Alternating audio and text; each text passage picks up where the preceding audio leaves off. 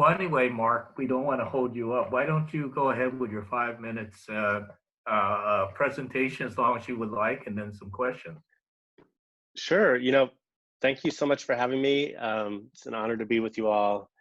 My name is Mark Sanchez. I'm the president of the Board of Education. Currently a fourth grade teacher in Daly City. So I definitely involved in distance learning or crisis teaching and learning, as it were. I'm a longtime educator. I taught in San Francisco for 7 years, starting in '93. I served on the Board of Ed from 2000 to 2008, and then became a principal as a principal at Horace Mann Middle School in the Mission for 2 years, and then 6 years as a principal at Cleveland Elementary School in Excelsior. Ran for school board again in 2016.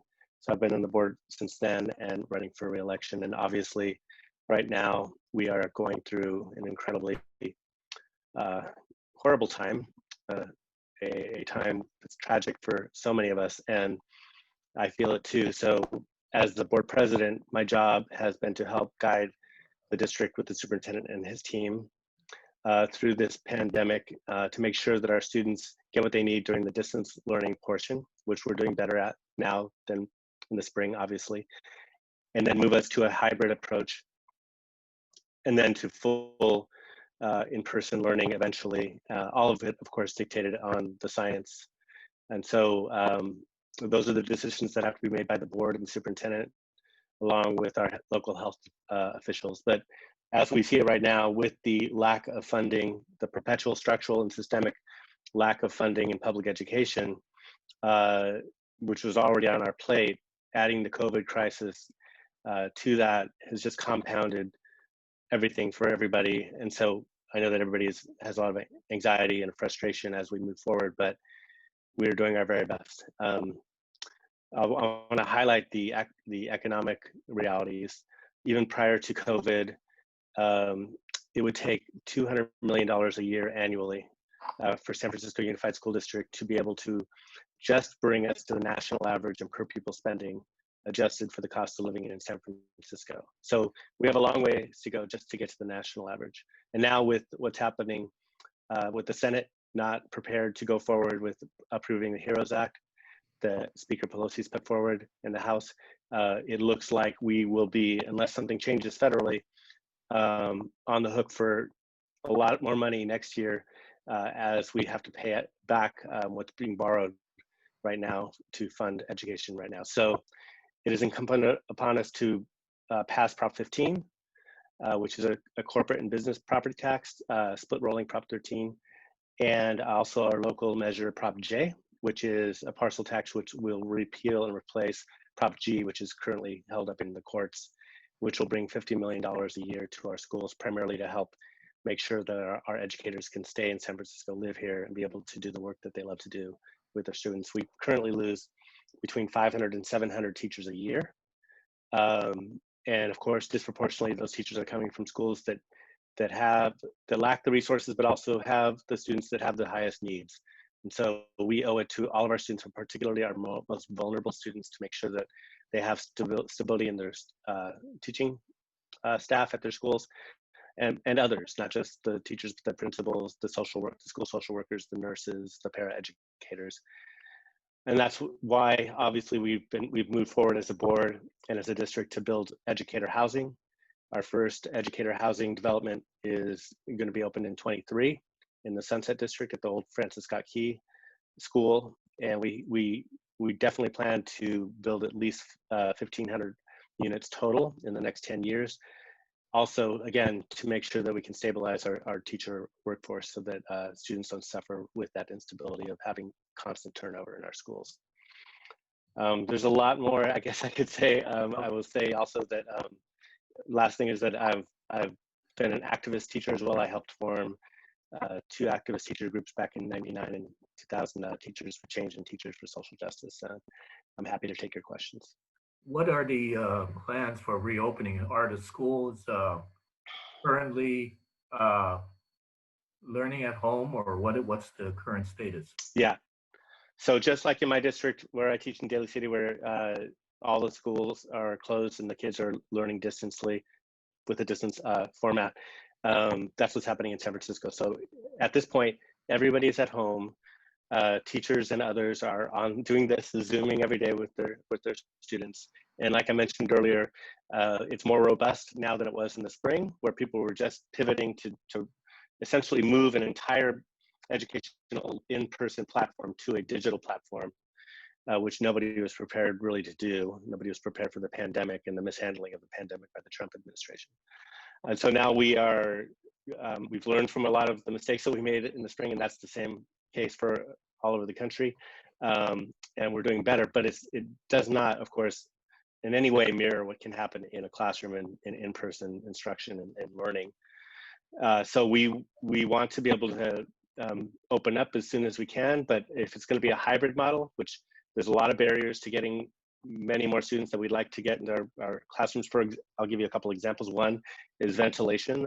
By health guidelines, you have to have adequate ventilation in classrooms. We have entire school buildings like SOTA up in Twin Peaks, which were built to not have opening windows. So the windows can't even open because they weren't built that way. And we have, of course, tons of school classrooms that the windows don't open because they're broken. So that's part of our deferred maintenance that we have to, obviously fund so that we can repair those windows. Then we have the transportation issue, which Muni's only up to 30% capacity. We have thousands upon thousands of teachers and students who rely on Muni to get to school and to work at school. And then we have custodial issues. Our custodians were already way beyond the industry standard for square footage in terms of how much they have to cover a day. So there's a lot of barriers to open. We're running over time. So what's the what about the technical divide and inequity of low-income students not having access to Wi-Fi or computers? Right. So we've handed out over 30,000 devices since March and 8,000 hotspots for connectivity as well. We've done much better than most districts in the Bay Area. We still have a little ways to go to ensure that the connectivity and the training for families to be able to use it, because we have a lot of families that have the devices, have the connectivity, but don't understand how to technically use what they have in front of them. So we're training families right now as we speak. Okay. Any last questions from the audience? Anyone have a good question? Okay, I think not. All right. Well, thank you very much, Mark. We appreciate it. Thank you. All right. It was really good to see you. Bye-bye. Best of luck. Okay. Thank you. Bye. Bye. Okay. Is Aelita Fisher available? Ah, there you are. Nice meeting you. Nice to meet you too. Yes. Proceed with your 5 minutes. Okay. Okay. Well, I have about a 2-minute statement that I'll give, and then I'll open myself up for questions. How about that? Great. Okay, so my name is Aelita Fisher. I'm running for school board. I'm running because I'm a former foster parent and an adoptive parent. And in the past 15 years, my students, my kids have attended 7 different SFUSD schools. I've been an active parent at each one, but it's really been my journey into identifying their special needs and learning differences that turned me into an advocate. I'm the past chair of the Community Advisory Committee for Special Education, now the Advocacy Chair. I sit on our LCAP task force, which is all about budget oversight. I've been a proud member of the African American Parent Advisory Council since it was formed, because all of my students are African American, all of my kids. I'm a member of our Equity Studies Task Force, our Charter School Oversight Committee, and now I'm a member of our Reopening Task Force. I'm a collaborative partner who works to improve outcomes for vulnerable students, and in some cases, I hold the district accountable when we're not providing supports and services that our students need. I'm a special education advocate by career. I was a mechanical engineer, but changed careers based on my journey with my kids, and a data nerd and policy wonk just by nature. And I'm running because I understand our budget needs to reflect our values. For me, the past 15 years have been a real education in my white privilege. I've seen the disparities in outcomes for students depending on race, ethnicity, home language, and socioeconomic status. I know that all of our students are capable scholars, and so when we're seeing such a large gap in outcomes between our student groups, we need to reflect on the problems with our system rather than blaming and punishing our students. We need more supports and systems in our schools. We need reading intervention, mental health supports, universal design for learning. I can give you a whole list of where I think the priority should be. I've spent the past 10 years attending Board of Education meetings and committee meetings, providing comments on policies and budgets. Now it's time to take it to the next level. Instead of commenting on the policies, I'm ready to help write policies that put inclusion and support at the forefront. I will develop budgets that prioritize programs that improve outcomes for all students and help everyone reach their full potential. Where are the inequities manifesting themselves? What parts of the city? What types of students? Everywhere. I would say it's we see geographically the southeast side of the city, but we've got students who speak languages other than English. We've got students in foster care, students receiving special education services in all parts of the city, students who qualify for free and reduced lunch. Historically, those are the populations that we've struggled to serve. And when you talk about our Latinx and our African American students, our Samoan and Pacific Islanders, that's when we really, really see huge opportunity and equity gaps. Is the family structure a contributing factor to these inequities? The parents who are low income, who are away working, don't have the technology resources? I don't know that I'm qualified to say family structure. I do think socioeconomic status is definitely, if you're an essential worker, what we're seeing right now, one of the areas where families are really struggling to access even Wi-Fi, we've got some dead zones in the city. We've got some of our public housing facilities that just, they don't have access to Wi-Fi right now. And so no matter how many hotspots and computers we put into kids' hands, they just still can't access their education at home. So, I think, and for students in foster homes, most of those foster homes are actually outside of the city. We're at a crisis for finding foster homes for kids. As a former foster parent, this is an issue that's huge to me. But many of our foster students live hundreds of miles away. What about kids who are homeless? Another huge issue. That we're talking about, 1,800 kids when we talk 1,600 when you talk about kids who are experiencing homelessness. And so we've got, great supports and services for those that we know. We've got McKinney-Vento. We've got some programs in place to support kids, but it's not enough. And when you talk about kids experiencing homelessness, oftentimes we're not even talking about the kids who are marginally housed, who might be sleeping on an aunt or uncle's couch, So a lot of the issues we're talking about aren't necessarily issues that were created by the school district, but the school district has to be a social safety net. We've got to have the supports and services in place to help, catch these kids and then turn around and give them the supports and services they need in order to, take that next step up and break the cycle. And I see that there's a question in the chat box about specific policies shooting for to fix the inequities.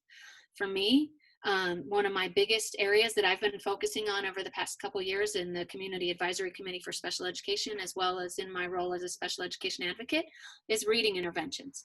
If we want to break the school to prison pipeline, if we want to make sure that kids are graduating instead of dropping out, then we need to do a better job of teaching kids to read, starting early, starting in kindergarten and first grade. By third grade, kids aren't learning to read anymore. They're reading to learn. And we just don't have the tier 2 and tier 3 reading interventions in place at all schools. This is another big part of our inequity. Most families, middle class families, private school families, if their kid isn't learning to read at school, they'll hire a tutor. They'll send them to Lindamood Bell, something like that. That's not an option for all families, and it shouldn't have to be an option for all families. And if you look at the reading levels of students in or of adults in prisons, there have been studies that show that in some prisons 50 to 75% of the population is illiterate, and that's because our schools have failed. So we need to break that. Okay, great. Thank you very much. We appreciate it. Very You're well. welcome. Well, good presentation. All right. Well, thank you. Thank you for having me. Thank you. All right. All right, anyone in the audience who has a question, you can go to the participants box, hit the part, and then there's a raise hand feature on the bottom left. Okay, the Michelle Parker. Hello, Michelle. Glad to meet you. Hello, nice Yes, to meet you all.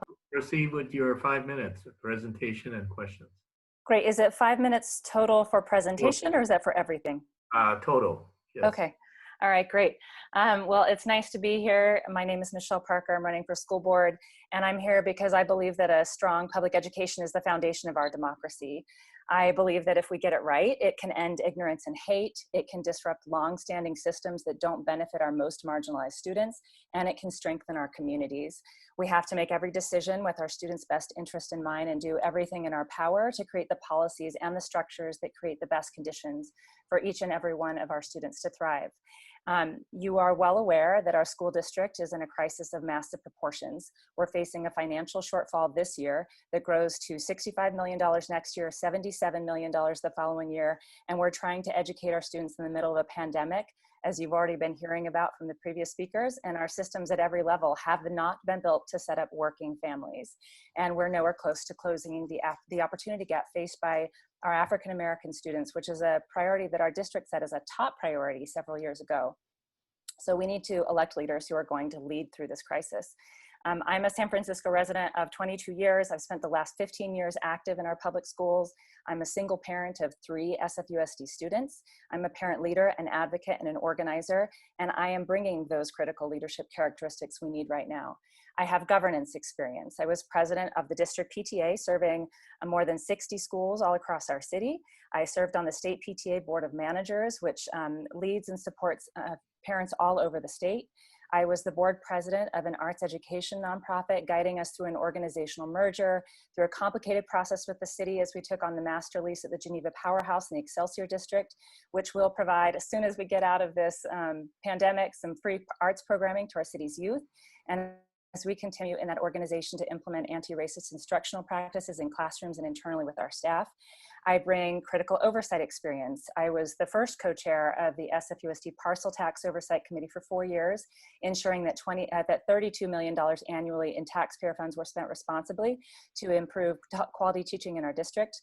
I am the current chair of the SFUSD Charter School Oversight Committee, making sure that charter schools are transparent with their data, that they are accountable for serving every one of the students in those schools. And I have a lot of experience understanding and maneuvering through local and state policy and budgets. Get really excited about budgets. They tell us what our priorities are as an organization, and I want to make sure that they're going in ways that can most benefit our students. I have a lot of great support in my race. I just last week earned the endorsement of Speaker Nancy Pelosi, former Senator Mark Leno, and I have the support of many other local leaders as well. The Alice B. Toklas Democratic Club, the San Francisco Women's Political Action Committee, and just this morning I got the endorsement of the Bay Area Reporter. And I would be thrilled to answer any questions you'll have.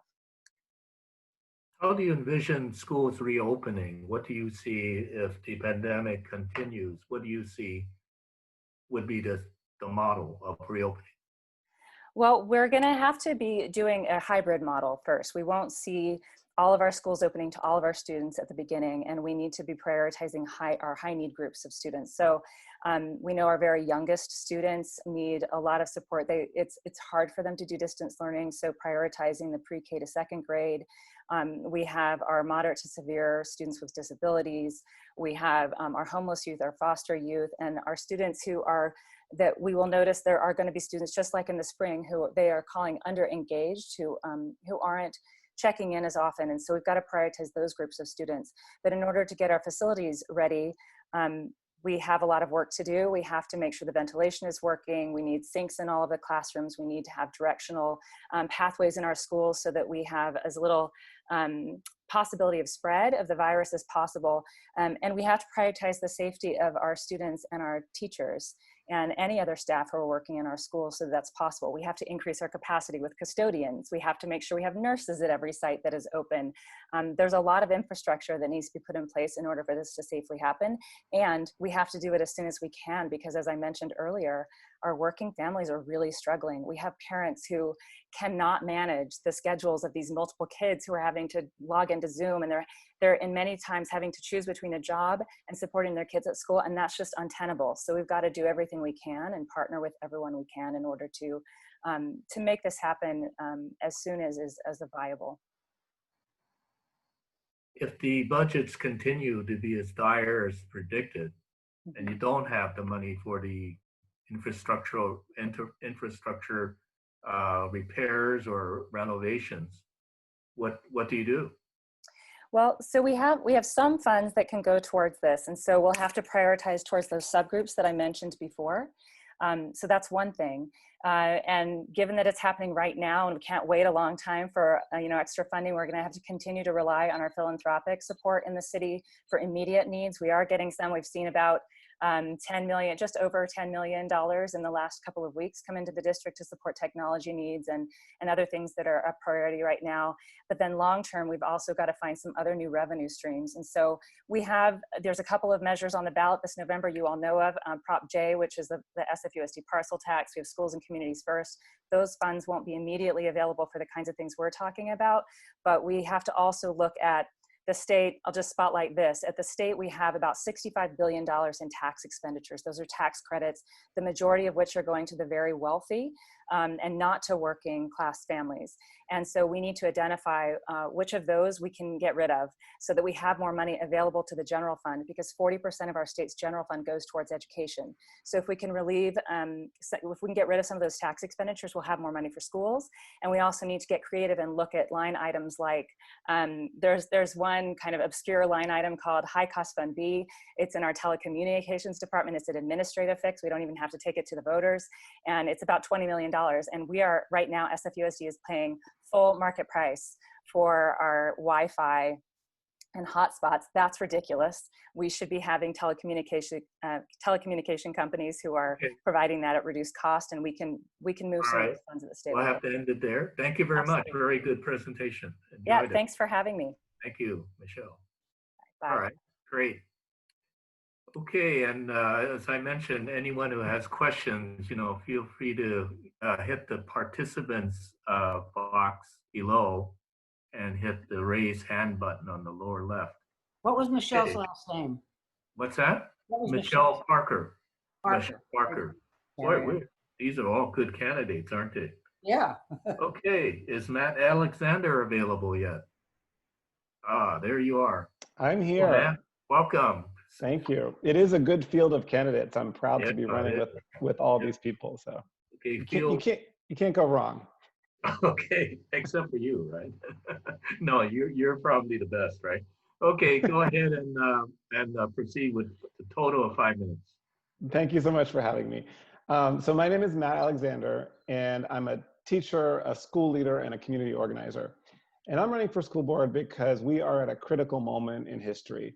We are facing a global pandemic and the biggest economic crisis of our lifetimes, and our public schools really are stretched to the breaking point in this moment.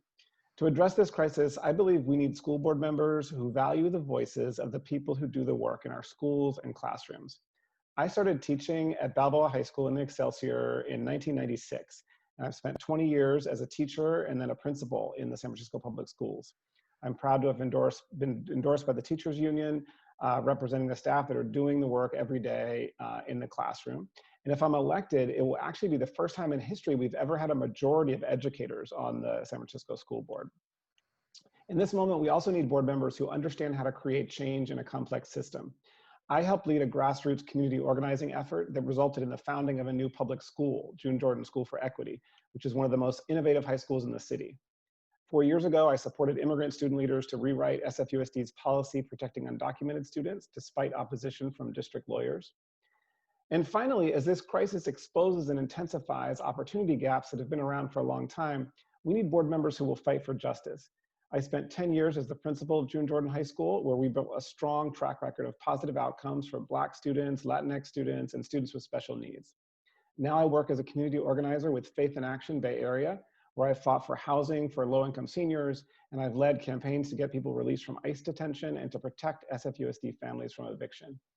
Even as we respond to this pandemic and get SFUSD back on its feet, I believe that if we work together, this crisis actually gives us the opportunity to strengthen our public schools and make them the centerpiece of a San Francisco that truly reflects the progressive values that this city stands for. I'd be honored if you would join me in that fight, and I'd be honored to earn your support.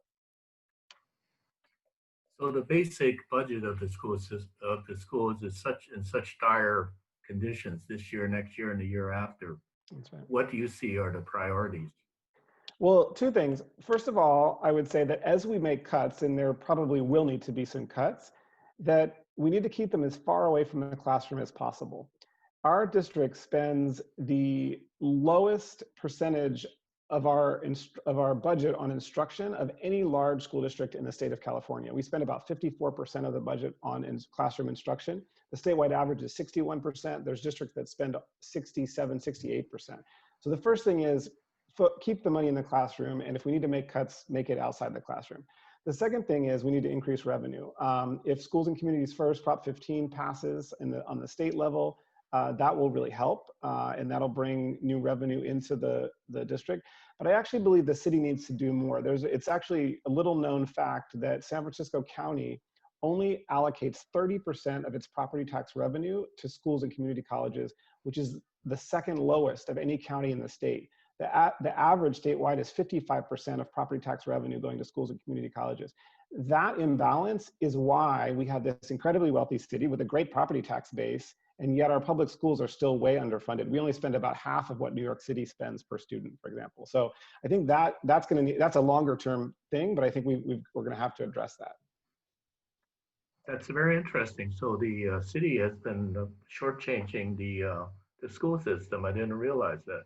Yeah. So if the money somehow in this horrible overall city budget, what do you think would be a convincing argument to the Board of Supervisors and the mayor to not, right, shift more money away from schools? Yeah, no, I mean, it's a tough political argument. I'll grant you that. I think, especially as we're trying to cut from the city budget, but, and I'm not an expert on the city budget, so I'm not sure where those cuts will come. But I also do think we need to look at new revenue. I think that I do support, I think we have a very wealthy city, and I think that folks with privilege, especially in a moment of crisis, need to give back. So I support some of the tax measures that are on the ballot. I think this is the time when we actually need to do that and increase revenue overall as well. So what are some of your endorsements? Like I mentioned, the UESF, and as well, I've been endorsed by a bunch of different clubs, ranging from across the political spectrum, from Rose Pack Democratic Club to Chinese American Democratic Club, from Vernal Heights Democratic Club to United Democratic Club, and so I'm proud that there's folks are supporting me from lots of different parts of the political spectrum. A majority of the supervisors, all the returning Board of Ed members. So I've got a broad base of support, and I'm proud because I also see myself as a bridge builder, as someone who has experience in the schools, and I think I want to stand for families and children and the people doing the work, but I'm also, I work well with a lot of folks, even if we. Great. Well, thank you very much, Matt. Thank you so much. I'm really grateful for your time. Right. Very good. Nice presentation. Thank you very much. All right. Our next speaker, we're going to make a little shift from the Board of Education to the Community College Board. So is Victor Olivieri present? There is Victor. Hi, everybody. Victor, welcome back. You have presented to District 3 Democratic Club before. I did. I was here 2 years ago. Yeah. So please go ahead with your 5-minute total presentation and questions. Thanks, Howard. So my name is Dr. Victor Olivieri. I'm the college professor running for the Community College Board. I'm a former senior university administrator with over 15 years of professional experience in higher education, and it actually all started at a community college. I immigrated to the United States when I was 12 years old, without either one of my parents ever finishing high school. We were actually quite poor growing up, and I didn't speak a word of English, and my mom still doesn't speak in English. So as you can imagine, I struggled through ESL classes, the public school system, and I know what our students are experiencing at City College, because ultimately it was access to affordable quality education that really changed my life. So I became the first in my family to attend college.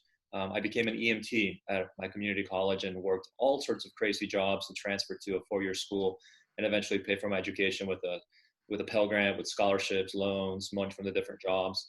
And I volunteered to serve our country after 9/11, and I became a U.S. Army officer after graduating from college. I went on to get a PhD in political science, and I taught at the university level for several years. I got involved in public service, I got involved in more leadership, and so I eventually became a chief of staff in the UC system. So I have helped manage universities, I have built university buildings and guided campus master plans. I have directed comprehensive curriculum review, helped hire one of the most diverse faculty in California, and I've guided budgets in the hundreds of millions of dollars, everything that City College needs to be doing right now. Here in San Francisco, I've directed the workforce for mid-sized companies. I've worked in development, fundraising, and I'm still a professor because I love teaching. So I teach political science at Santa Clara University. I'm also currently serving as the president of the San Francisco Veterans Affairs Commission and the co-chair of the Resolutions Committee for the California Democratic Party, where I have worked on over 600 resolutions.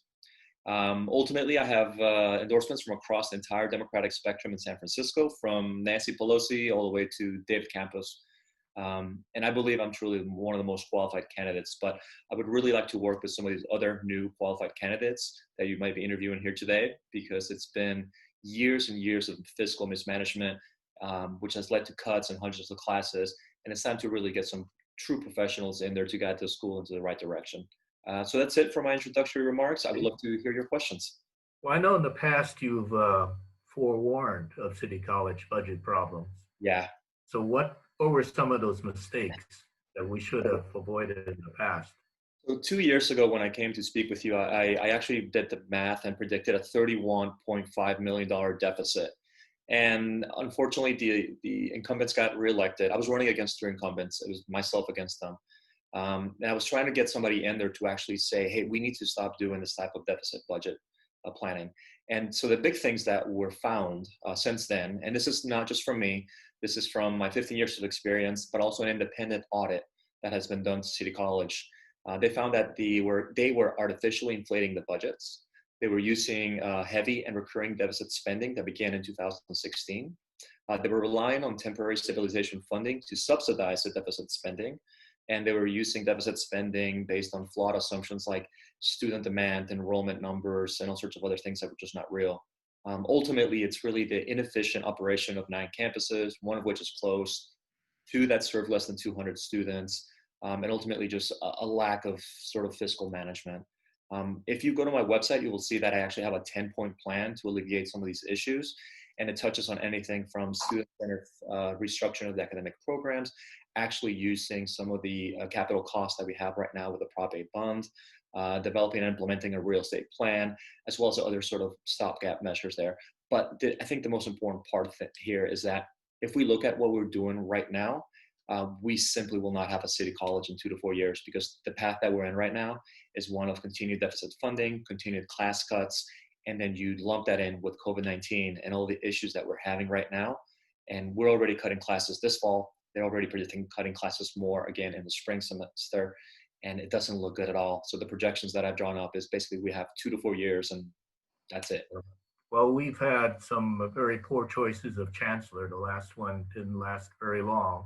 Yeah, but We've I think had horrible chief financial officers of City College. So what would be your plan to bring in the expertise necessary to lead the college? well, ultimately, Howard, this is really important, because just like the Board of Trustees is responsible for the budget at the city level, I'm sorry, I said Board of Trustees, the Board of Supervisors is responsible for the budget, and the mayor approves it. The trustees at City College are the ones who are ultimately responsible for the budget. They're the ones who say yes or no. In fact, every single item that has really brought up to the budget, every single item that has to do with the budget, the trustees have to approve. And that's a really important part of it, because you can't really differentiate the chancellor or the administration from the trustees when you think about them working together in tandem. The chancellor proposes the budget, the trustees approve it. The trustees actually only have one employee, and their main job is to hire and fire the chancellor, which leads me to this question that you're bringing up. The chancellors that we've had in the past have been hired in a hurry. We've had pretty good job descriptions. We've had very transparent sort of systems and methods by hiring them. But ultimately, we just haven't had the experience to know what we should be looking for. The position description was good, but we were rushing it. And we were always picking sort of like the highest person that approved out of the lowest part of the barrel. Right. I think what we really need to do is hit a good reset and say, okay, we're going to have a national search. We're going to give this person the availability to bring in their own team. Okay, very good. I think we just I wrapped way over. love talking about this stuff. Thank you. I know we could probably talk about this for hours. All right, thank you very much, Victor.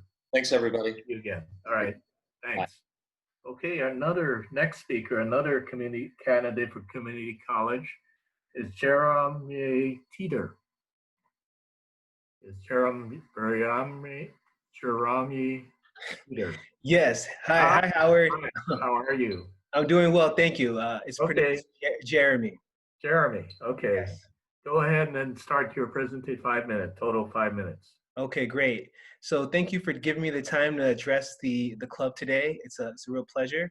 My name is Jeremy Teeter, and I'm running for the Community College Board, San Francisco Community College Board in this coming up election. Just want to give you a little bit about me. I currently live here in the Bayview District with my partner, Eric.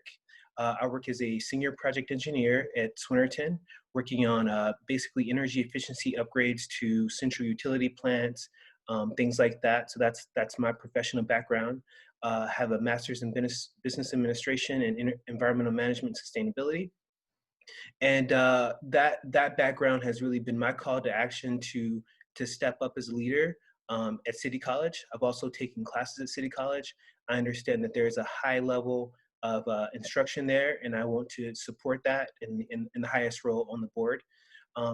But some of the things that have stood out to me are the appointing of a new chancellor, make sure that that person has the economic vision that is viable and sustainable, and that really represents the community college.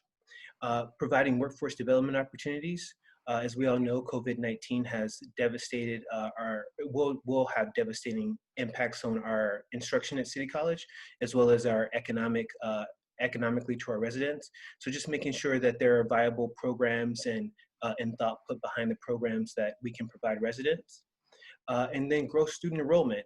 So I think that workforce development and growing student enrollment go hand in hand, providing these kinds of opportunities so that there's partnerships with community companies that put people to work and really think about that. And the last thing is the Green New Deal. The Proposition A measure passed in March of this year authorizes $845 million in bond funds to upgrade existing facilities, build new facilities. My background in energy efficiency, construction management, make me an ideal candidate to make sure that we have proper oversight of those funds and that we are building for the future, that we are keeping the climate crisis at first hand. And I'll go ahead and pause there and take questions. Okay. Do you see, as someone who works at Swinnerton, a very one of our best contractors and builders, do you see more opportunities for partnerships with companies like Swinnerton and businesses? Definitely. I'm actually gonna be helping present a call tomorrow at I can't remember the acronym, but it's called CAPTA, and it's based in the Mission campus for CCSF, and it's a construction academy that's specifically giving workforce development opportunities to folks who are career changers. They do that for a year, and then they get a direct hiring through other construction general contractors here. So Swinnerton is going to be a key player in getting people to work.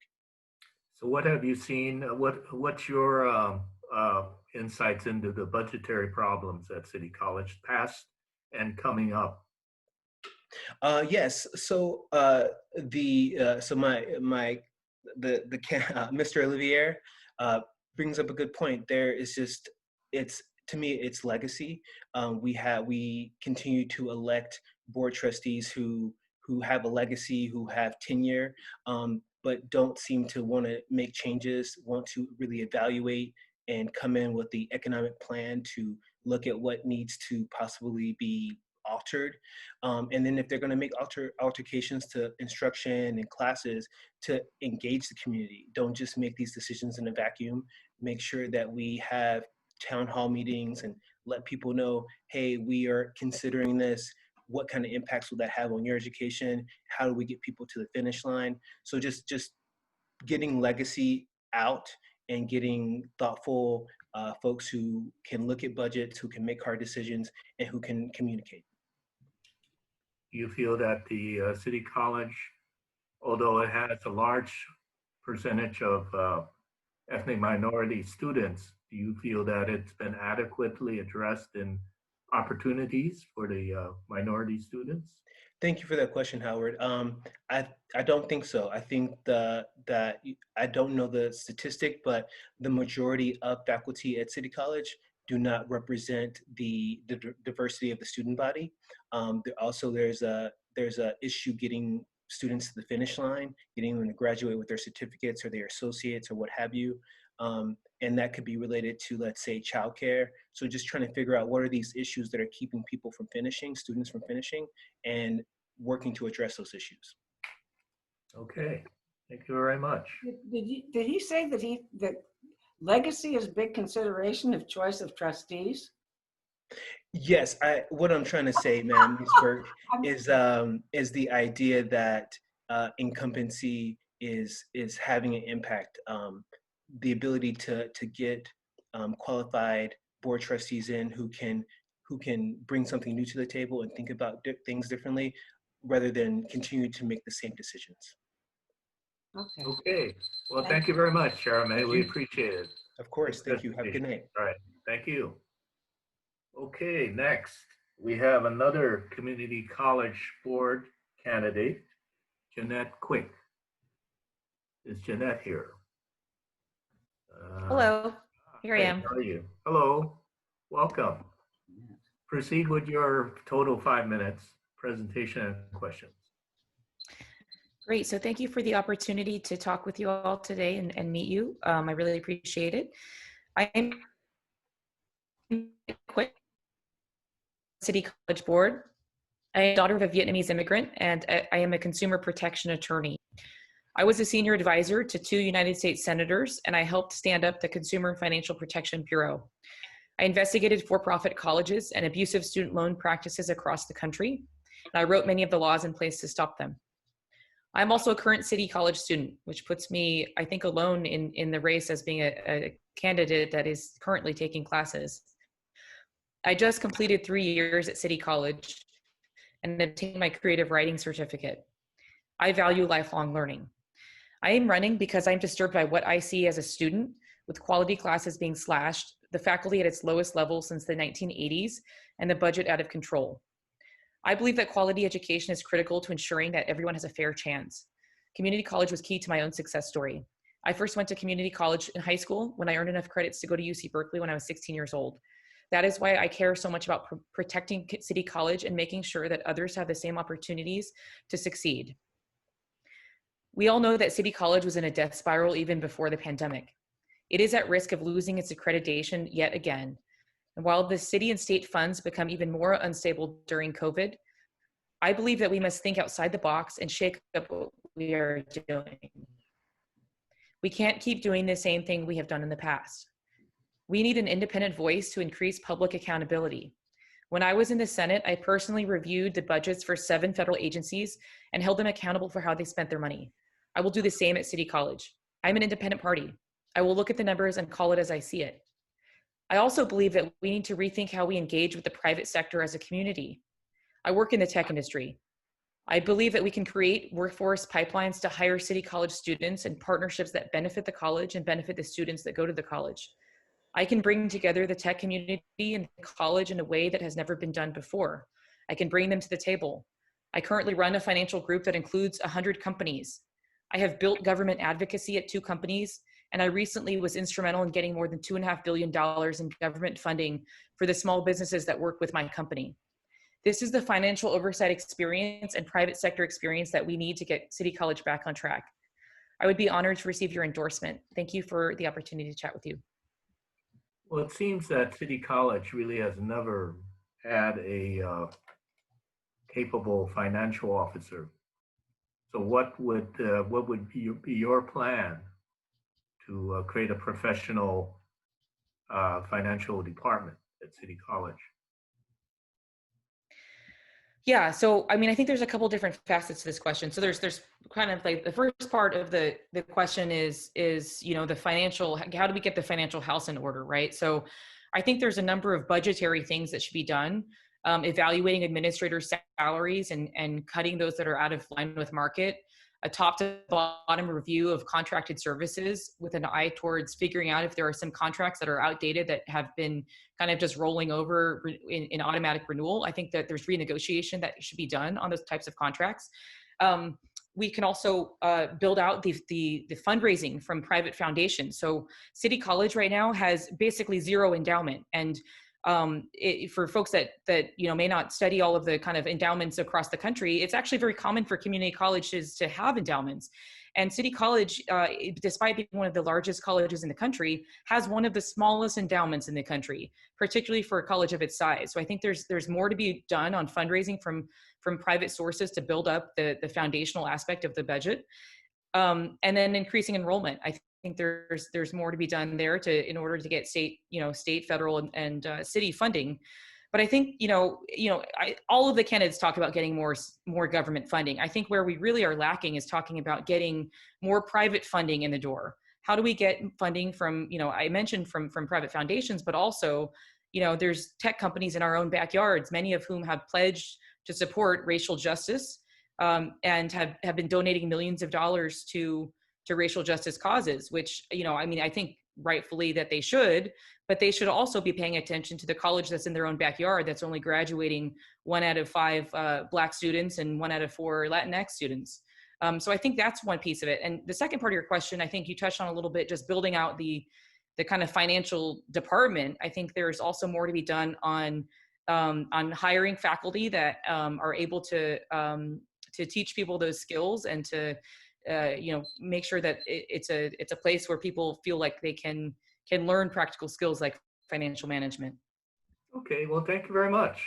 I appreciate those insights. All right, thank you. All right. Next, we have another Board of Education candidate, Kevine Bogus or Vargas. Is Kevine present? Let's see. Yes, I'm right here. Hi, how are you? I'm doing well. Please proceed with your total 5 minutes. We're kind of cutting in and out here. There you are. Okay, Kevine, is that proper pronunciation? Kevin, okay. You had an E at the end. All right. Yeah, Kevin, please proceed. I am Kevin Bogus, and I'm a candidate for the Board of Education. I'm someone who was born and raised here in San Francisco, who attended public schools, graduated from our public school system, also attended City College of San Francisco, where I was student body president. I'm also a graduate of Morehouse College in Atlanta, where I got a degree in political science. For the last 10 years, I've worked at Coleman Advocates for Children and Youth, where I currently am a policy director there. Coleman Advocates is a 45-year-old nonprofit in San Francisco that's really centered around children and their families, and really geared around education equity. During my time at Coleman, I've had the opportunity to work on a lot of different issues regarding discipline policies, helping students get more access to credit recovery opportunities via summer school and night school, by advocating with families to ask the board to offer more of those things. And during my time also have been engaged around decreasing the criminalization of young people in the school system. And I'm running because I've seen what the school district can do to young people's lives, both positive and negative. And I really want to help make the school district and the board more accountable to the community, and really ensure that students are getting what they need to be successful when they get out of high school. And really make sure that the education is preparing them for careers that will allow them to work and live in the city of San Francisco. And I think for me, someone who works with families someone who has a young child who will be going to the school district, it's really vital that we get this right. And the coronavirus and this pandemic has really raised the stakes for us. And we really don't have time to wait. We really need to listen to the community and be accountable and responsive, and provide the best education possible, and really have the best school district in the nation to go with our great city. Thank you so much for your consideration. Okay. What are some of your endorsements? Yeah, I've been endorsed by the United Educators of San Francisco, SEIU 10 to 1, Local 21, the Tenants Union, Coleman Action Fund, Chinese Progressive Action Fund. I've been endorsed by Sandra Lee Fewer, Aaron Peskin, the majority of the current Board of Education members, um, the majority of the Board of Supervisors. And is that all those endorsements based because of your long work and with Coleman Youth and other educational advocacy? How did you meet all these people? Yes, I think some of the work that I've done. Also, I think a lot of groups follow the lead of the teachers union, and kind of follow their endorsement. But I do have a lot of different relationships kind of throughout the city, both kind of through growing up here, as well as working at Coleman for 10 years and kind of being involved in a lot of different educational spaces in the city and across the state. So how do you think the schools will be able to reopen? I, I kind of want to say prayer a little bit. I mean, I think like we're at a really difficult decision making spot where we have to have a certain amount of risk. I mean, one of the big barriers we have is there's not a lot of trust in the school district right now from families. Even though they send their children to school, they don't necessarily feel that the school district is always making the best decisions for them or is listening to them as they make decisions. So for me, I think we have to have a really slow approach, listen to kind of like what the experts say is safe, and be in constant dialogue with families about what they need and what's going to feel safe to come back, understanding that everyone's not going to be at the same place at the same time, and making that okay. You think the technology divide amongst the lower income and the upper income, middle income, is being addressed properly?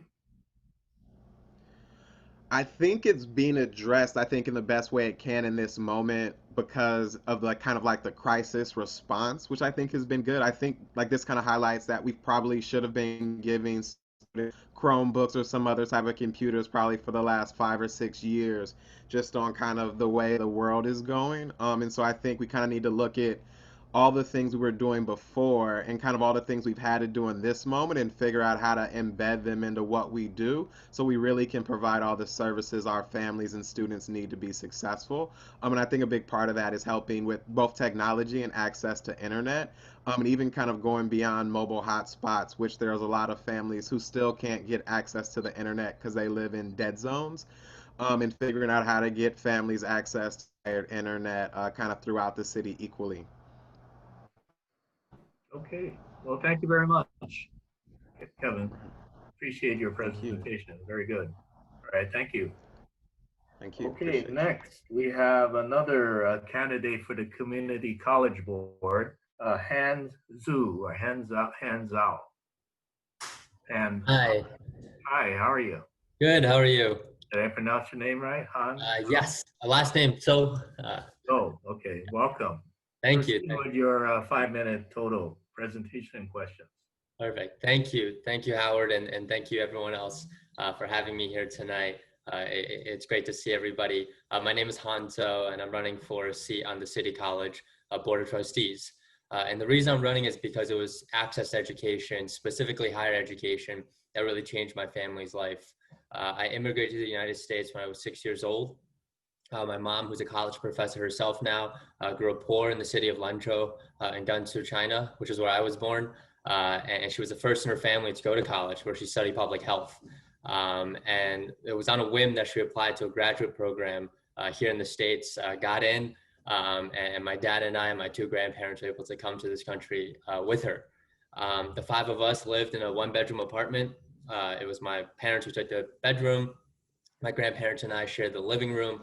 And like a lot of immigrant families here in San Francisco and across the country, it was my grandparents who took care of me and make sure I did my schoolwork while my dad worked to pay the rent. My mom focused on getting her degree. I've spent my entire education in the public school system. I still remember the first day of school. It was about a month after I came to the States. My mom put me on the bus, taught me two words, hello and bathroom, the two crucial ones, and sent me on my way. So I owe a lot to the public school system for being where I am today. And since graduating from college, I've dedicated my adult life to working with API children and families and working to bridge the gap between Black, Brown, and API communities. My first job was out of college at Asian Law Caucus, which is right down the street, where I worked to bring services to low-income API and Latinx students and families, undocumented youths, as well as incarcerated immigrants. And as executive director of the San Francisco Democratic Party, I staffed the committee to develop the Black agenda. And currently my role in City Hall as an aide for Supervisor Haney, I've been focused really on bridging the gap between children, families, and city services, especially during this pandemic. I've been helping to staff the children and youth work group, where we're setting up the community hubs as well as the district to help make sure that we are getting meals to our students. City College is hugely important to our community, especially immigrant and working class families. And as trustee, I want to be able to bring my experience, my background, to make sure that post-pandemic, the communities that's been affected most by the shutdown can use City College as a place to leverage new skills, learn new, get new resources, and really to be able to find, to re-socialize coming out of it. I'm proud to be endorsed by AFT 2121, the faculty union, the United Educators of San Francisco, SEIU 1021, the Democratic Party, Local 21, Rose Pack Democratic Club, Speaker Pelosi, as well as a majority of the Board of Supervisors and the current City College Board of Trustees, and many other organizations, and it would be an honor to have your endorsement as well. What do you see as the solution to some of the fiscal mismanagement at City College for many years? Yeah, this, unfortunately has been an issue that's been there well before the pandemic. It's something that we've been talking about for years, and we're seeing, an even greater need to make sure that coming out of this, the school is fiscally solvent if it wants to remain open and accessible to our students. I think one of the most important things that I'm very excited to potentially have a say in is the hiring of the new chancellor. We've had more chancellors than we can count in the handful of years. I think coming out of this, now that we have a year-long process to really look for a new chancellor, this is the opportunity where we can bring in leadership that has had experience dealing with post-recession economies, and a chancellor who really can present a long-term vision. So we're not trying to balance the budget one stopgap measure at a time, which is really what we've been seeing. So that's something that's gonna be huge, having a chancellor that has that experience and making sure that we have a process that really recruits highly skilled candidates for that job. Two, I think we need to create more revenue streams. I know, for City College, we can't rely on one-time bridge funding from the city all the time. We have to make sure that there's reliable funding, not just for the fiscal solvency of the school, but to make sure that our teachers and our students have some level of stability and understanding that they can expect to be in class when it starts, that they're not going to see classes having to be cut right before they begin. So I've been working on, in City Hall on measures in Supervisor Haynes' office, including the overpaid executives tax, as well as the gross receipts tax reform. And I think there's opportunities there, especially when we have companies and we have folks who have made billions of dollars during this pandemic, that it's going to be important that we reinvest that in education. And finally, I think the other thing is looking at the state funding formula, which changed a few years ago. It already has hurt a lot of schools. I'll finish my thought up really quickly, but I think City College, that San Francisco Board of Trustees can take a lead role in advocating at the state level for changes to that to reflect the realities of what we're going to live in post COVID-19, because the mechanisms and measurements that are in that formula don't necessarily translate to a healthy and robust ecosystem for community colleges when we've coming out of a global pandemic and a deep recession. One last question. What do you think is the future of free city college? I think it's going to be very important. We've seen already the massive demand and how incredible this program has been, and the fact that we even had the agreement with the city to extend it for 10 years. I think it's going to be even more important. We see higher enrollments post-recession in community colleges every time. And the only reason that part of that's not happening this year is because of the unique nature of what we're in, where we can't have physical campuses open. We have to do online learning, and the access to be able to even register classes. There are huge barriers to that now for communities who need it most. So that's, I think, one reason why we're seeing lower enrollments right now. But coming out of this, we're going to see more people turn to City College and really utilize it as a resource. I think we've seen, what City College generates for our economy, for our communities, is a huge amount, and actually much more than what we're putting in to make sure that it's free. So I think it has a great future. I am 100% committed to making sure it remains free. And I think it's going to be a very essential part of San Francisco's recovery in the years to come. Okay, great. Thank you very much, Han. Thank you. Appreciate it. Thank All you. right. Okay, next we have a ballot measure. Proposition H is about neighborhood and commercial districts and this streamlining of city permitting. So we have with us, hopefully, Sharky. I don't know your last name. Is Sharky here? Yep, I'm here. Okay. Hi, are you Sharky Laguana? Yes. I have to talk to you about that last name. I know someone by that name. Okay. Anyway, go ahead with Prop H, your 5-minute total presentation. Sharky. Sure. So first of all, thank you all for having me. It's a pleasure to present to you, and an honor as well. I'm the president of the Small Business Commission, but I'm presenting here as a private individual. I'm also a small business owner, and an artist and musician from San Francisco. I don't think I have to tell any of you just how dire the situation is for small business. I think we've all heard that extensively, and we can see it with our own eyes as we walk around the street. The situation is absolutely devastating. There was a recent study that came out on Thursday. Restaurants' revenue is down 91%. 51% of our restaurants are not generating any revenue at all. This is based on credit card processing data. And there was a recent small business pulse survey by the Census Bureau that found most of the country's small businesses do see a light at the end of the tunnel, but they don't expect to recover until next year. But businesses in San Francisco are the most pessimistic in the country.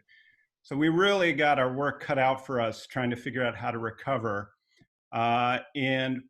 What Proposition H does is it tries to help, it puts a temporary little help on there to help folks move forward. It's designed to make it easier and faster for small businesses to open in the city. As things stands right now, it can take years for a small business to open due to the bureaucratic processes and long waiting periods for permitting approval. And of course, during that waiting period, businesses have to pay rent on empty storefronts and without any income to offset it. It helps existing businesses survive by allowing them to adapt to the situation and move quickly to do things that will work to help them stay alive. And finally, it helps with our neighborhoods. We see these vacant storefronts and vacant businesses everywhere. This is not just a problem for the vacant storefronts. It is also a problem for all the neighboring storefronts that count on that foot traffic. So this helps bring that foot traffic to the neighborhood so that the entire community, the entire ecosystem can come alive. At a top level, what Prop H does is it streamlines permitting down to 30 days. So the city permitting process has to happen within 30 days so they get to an answer quickly. It makes restaurants permitted use. These small businesses will no longer have to go to the Planning Commission, and this will allow them to secure a permit instead of a year or more, which we desperately need to get folks up and going again.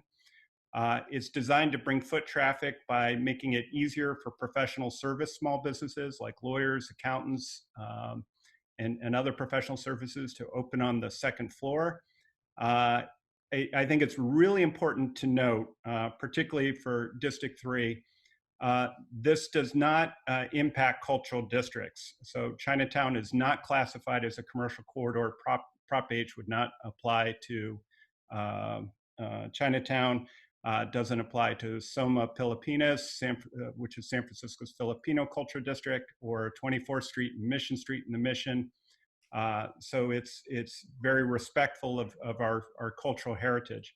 There's a 3-year time limit. This measure allows any provision in Proposition H to be amended after 3 years by a simple majority through normal legislation at the Board of Supervisors. And finally, this measure has been endorsed by the San Francisco Democratic Party, the Golden Gate Restaurant Association, the Council of District Merchants, Alice B. Toklas Democratic Club, San Francisco Women's Political Committee, was put on the ballot by Mayor Breed and has been endorsed by Supervisors Haney, Marr, Mandelman, Safai, and Stephanie. And with that, I'd be happy to take your questions. Okay. Besides respecting the historic cultural districts, the measure, I understand, does not change zoning. Is that correct? It also respects existing zoning? That is correct. It does not change. It does not change zoning. That's correct. So if something is currently not zoned, it will remain not zoned. Other than, I believe it says restaurants will be principally permitted, but does not change any of the zoning. Is the top level. Okay. Besides the vacancy problems, the other issue, of course, is people don't have the money for rent or money to invest in opening a business. That's right. What are some of the possibilities of, providing rent relief, rent reductions, subsidies, grants? How else can we help small businesses? That's a really important and challenging question. It's outside the scope of Prop H. I'll say briefly that, as you know, the city is facing a $1.7 billion budget shortfall and is limited in its ability to subsidize rents. But I think I'm working on a statewide effort to address that issue, but that's outside the scope of Prop H. I mean, what Prop H does, and I think part of what you're speaking to here is for new business owners, it's incredibly expensive and time consuming to get off the ground starting a new business. And as I mentioned, the average turnaround time from starting a business to getting a permit approved is over 10 months.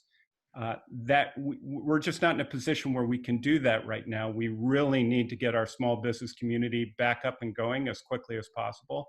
And with the number of closures that we've had, it's so important that we make it easy for new entrepreneurs to come in and without them having to have large bankrolls just to open a year from now, which is frankly too late for many of our small business community members.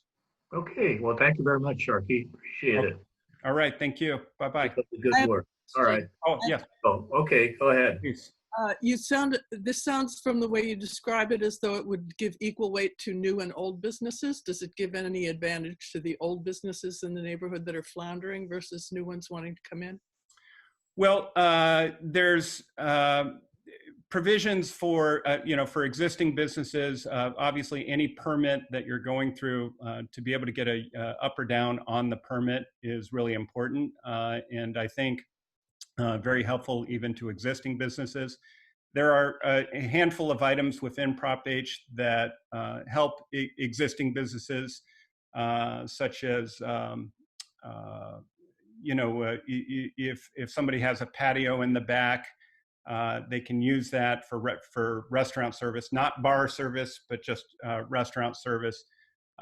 There's ways that it enables existing businesses to pivot a little bit. That's a really important question, and I think helping existing businesses survive is really critical to how we get through this. So I appreciate you asking. Great. Thank you very much, Sharkey. Okay. All right. Bye-bye. All right. Thanks. All right, we have next Proposition J, parcel tax for the San Francisco School District. So we have speaking. I'm here. Okay, Daniel. great. Oh, Daniel, that's right. Yeah. Welcome, Daniel. Yeah, go thanks for ahead.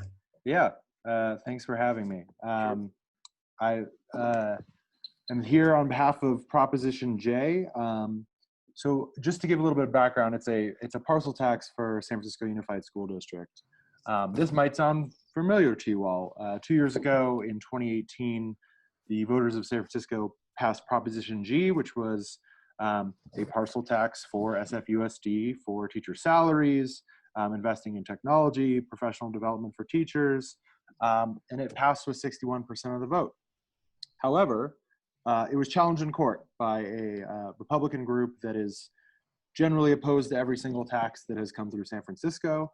But at the moment, the money from Prop G is being collected, but cannot be spent by the school district because it is held in court. All of that is fairly complicated. The important thing to know is that Proposition J is a replacement of Proposition G that will require 2/3 of the vote to pass and therefore bypass the legal hurdles that Prop G encountered. It is not an additional tax. It is effectively the same parcel tax from 2018, going to the same things, teacher salaries, increasing staffing generally at schools, providing professional development, as I said, and most importantly, arguably most importantly during this pandemic, is investing in technology and new methods of digital learning, so that our kids have the opportunity to learn safely, our teachers have the opportunity to learn safely and effectively communicate with their students. At the moment, the only opposition we have thus far is the San Francisco Republican Party, who is doing their best to mislead voters, saying that this is an additional tax and is not just a repeal and replace of the 2018 tax.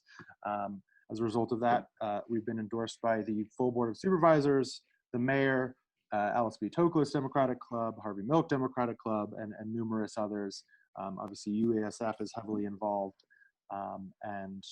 Anyway, we are, should you all endorse, we do require 2/3, and it's going to be a challenge on a very crowded ballot this November to get those 2/3, even though I think most people agree that our schools do need this money. And so should you all endorse, I will definitely be coming back, probably bugging each and every one of you to spread the news to your network. So with that, I open it up to questions. So I think it's something like $288 per parcel. Is that correct?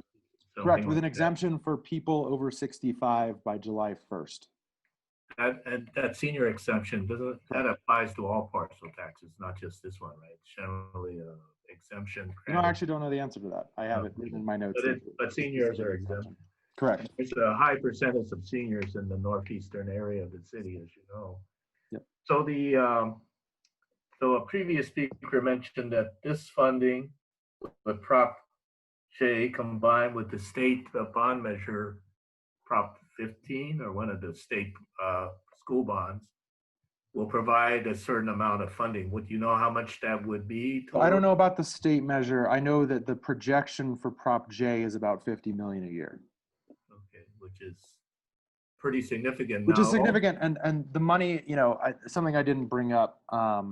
San Francisco, this was surprising to me, and I think a lot of folks, pays comparatively less, its teachers comparatively less than a lot of the neighboring school districts. So, not only do our teachers deserve a living wage, but it makes it harder for our school district to retain and attract high quality teachers when not only is there potentially lower cost of living in a neighboring county, but there are higher paying teacher jobs. You mentioned that Prop G that was passed by 67% of the vote. 61%. Yeah. That the taxes were being collected and Correct. held. So is all that money released with Prop J? So no, that is a separate, basically the predicament we find ourselves in is that the school district has to wait until the court rules one way or another. They basically haven't even begun that proceeding. And so, we decided to run Prop J as regardless of what happens with that money, we need to push forward, which is why this would fully repeal Prop G. As to the money that was already collected, I don't know the answer to what would happen to it. I can find out for you, but yeah, anyway.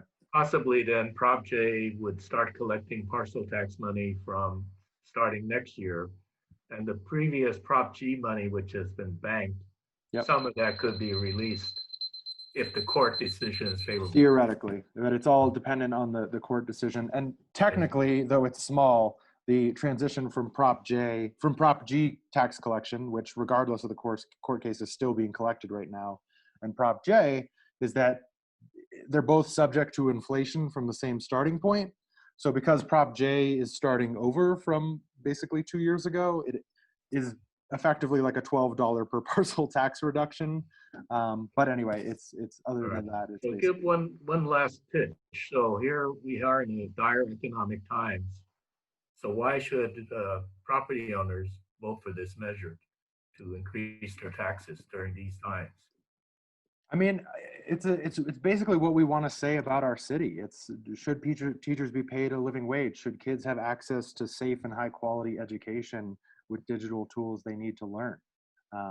My parents came through the San Francisco public school system. They went to Lincoln and Lowell and then SF State. And because of the great education they received, they were able to provide a life for me that wasn't afforded to them. And we're at a place right now where we're losing out teachers to, higher paying districts. And we're in a pandemic in which, people are kind of scrambling for technology. And it's a scenario in which people couldn't have necessarily foreseen, but the school district really needs this money to keep its teachers and to, make sure that students have the best education possible. Great. Thank you very much, Daniel. We appreciate it. Okay. And our last speaker, another candidate for Community College Board is Alan Wong. Is Alan with us? Hello, I'm here. Last speaker of the day? Yes. Oh, wow. Saving the best for last. All right. Please proceed, Alan. 5 minutes total. Okay, thank you.